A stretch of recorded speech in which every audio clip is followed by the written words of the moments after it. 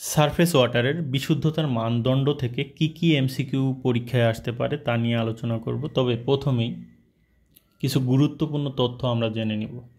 তো শিল্প কারখানা ও কৃষিকাজে সারফেস ওয়াটারের ব্যবহারের পূর্বে এর বিশুদ্ধতার মানদণ্ডরূপে পানির পিএইচ, খরতা, ডিও, বিওডি, সিওডি, টিডিএস জানা দরকার। তো প্রথমে আমরা খরপানি নিয়ে আলোচনা করব।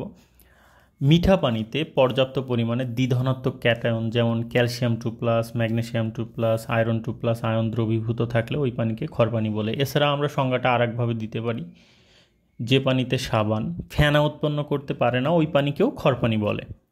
তো খরপানি দুই ধরনের, একটা স্থায়ী খরপানি আর একটা অস্থায়ী খরপানি। স্থায়ী খরপানি কি? ক্যালসিয়াম, ম্যাগনেসিয়াম অথবা আয়রনের সালফেট অথবা ক্লোরাইড লবণ যদি পানিতে দ্রবীভূত থাকে তাহলে ওই পানিকে স্থায়ী খরপানি বলে। আবার অস্থায়ী খরপানিটা কি? যে খরপানিতে ক্যালসিয়াম ম্যাগনেসিয়ামের বাইকার্বনেট লবণ পানিতে দ্রবীভূত থাকে তাহলে সেই পানিকে অস্থায়ী খরপানি বলে। ডব্লিউএইচও অনুমোদিত এই খর পানিতে ক্যালসিয়াম 2+-এর সর্বোচ্চ মাত্রা যদি 100 ppm বা তার বেশি হয়ে থাকে তাহলে ওই পানিকে আমরা খরপানি বলতে পারি। এভাবে যদি ম্যাগনেসিয়াম 2+ আয়নের মাত্রা যদি সর্বোচ্চ মাত্রা যদি 150 ppm বা তার বেশি হয়ে থাকে তাহলে সেই পানিকেও আমরা কি বলতে পারি? খরপানি বলতে পারি।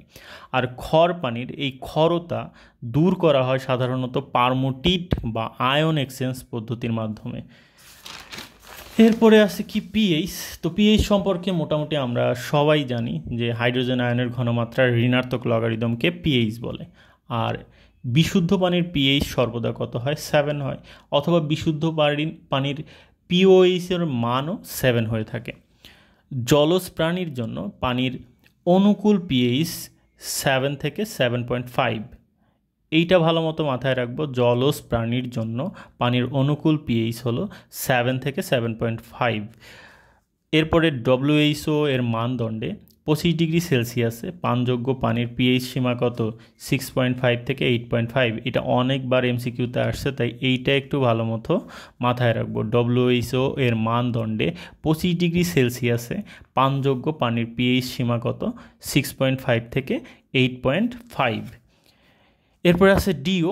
ডিও সম্পর্কে যে এমসিকিউ পরীক্ষা আসতে পারে তা নিয়ে আলোচনা করব। ডিও এর সংজ্ঞাটা কি? প্রতি লিটার পানিতে মিলিগ্রাম এককে যে পরিমাণ অক্সিজেন দ্রবীভূত থাকে তার পরিমাণকে ডিও বলে।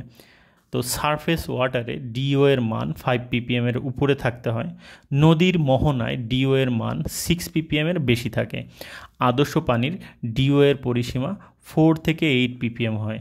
ডব্লিউএইচও অনুমোদিত ডিও এর মান 5 থেকে 6 ppm। আবারও দেখো, এটা একটু ভালো মতো মাথায় রাখবো, ডব্লিউএইচও অনুমোদিত ডিও এর মান 5 থেকে 6 ppm। তো একটা পানির ডিও হ্রাস পায় সাধারণত জৈব বস্তুর জারণের ফলে। এটা এমসিকিউতে আসছে, কয়েকবার আসছে মেবি, যে জৈব বস্তুর জারণের ফলে ডিও এর মান হ্রাস পায়। আর এক্ষেত্রে জৈব বস্তুর জারণের ফলে মিথেন তৈরি হইতে পারে, হাইড্রোজেন সালফাইড গ্যাস উৎপন্ন হইতে পারে, ফসফিন গ্যাস উৎপন্ন হইতে পারে, এছাড়াও অ্যামিন জাতীয় যৌগসমূহ উৎপন্ন হবে।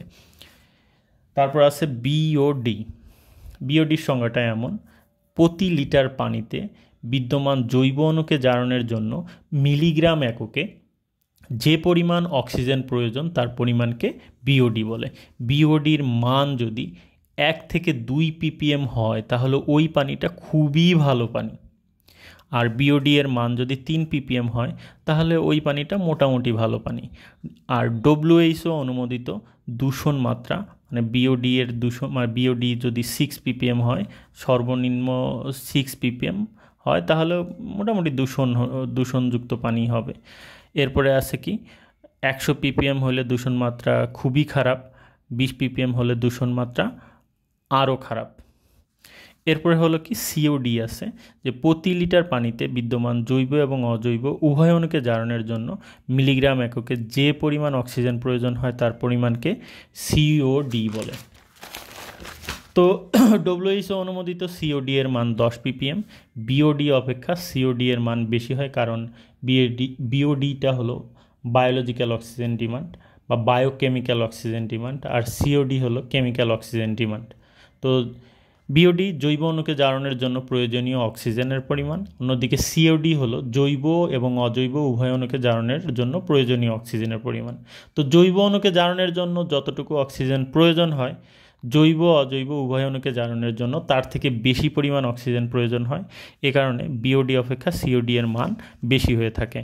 এরপরে আছে টিডিএস। ডব্লিউএইচও অনুমোদিত টিডিএস এর সর্বোচ্চ মাত্রা হলো 500 ppm। আর এরপরে আছে লবণাক্ততা। লবণাক্ততায় ডব্লিউএইচও অনুমোদিত NaCl এর মাত্রা কত? 500 ppm। এই তথ্যগুলো ভালো মতো জানলে সারফেস ওয়াটার থেকে যে এমসিকিউ আসতে পারে, যেমন পানির অস্থায়ী ক্ষরতার জন্য দায়ী কোনটি? আমরা পানির অস্থায়ী ক্ষরতার জন্য বলছিলাম যে ক্যালসিয়াম, ম্যাগনেসিয়াম অথবা আয়রনের বাইকার্বনেট লবণ যদি দ্রবীভূত থাকে, অর্থাৎ বাইকার্বনেট আয়নযুক্ত লবণ যদি দ্রবীভূত থাকে, তাহলে সেটাকে বা সেই পানিকে আমরা অস্থায়ী ক্ষর পানি বলে বা বলতে পারি। এরপরের যে এমসিকিউটা আছে, কোনটি পানিতে ডিও এর পরিমাপ হ্রাস করে? ডিও এর পরিমাপ হ্রাস করে, আমরা বলছিলাম যে ডিও এর পরিমাপ সাধারণত জৈব দূষণের ফলে পানির ডিও এর মান হ্রাস পায়। তো এই জৈব দূষকের কারণে ডিও এর মান হ্রাস পাবে। পানীয় জলে ডব্লিউএইচও অনুমোদিত সিওডি এর সর্বোচ্চ মান কত? 10 ppm। এরপরে ডব্লিউএইচও অনুমোদিত টিডিএস এর সর্বোচ্চ মাত্রা কত? 500 ppm। এরপরে যেটা আছে পানীয় জলে ডব্লিউএইচও কর্তৃক অনুমোদিত পিএইচ এর মান কত? প্রথমেই আমরা বলছিলাম 6.5 থেকে 8.5 যদি হয়, তাহলে সেটা কি ডব্লিউএইচও কর্তৃক অনুমোদিত পিএইচ এর মান। তো আগের যে জিনিসগুলো আছে এইগুলা যদি একটু ভালো মতো তথ্য আমরা জানতে পারি, মোটামুটি এইখান থেকে এইচএসসি পরীক্ষায় 1 মার্কের সর্বোচ্চ একটা এমসিকিউ হইতে পারে, সেই 1 মার্কের এমসিকিউ আমরা কমন পাইতে পারি।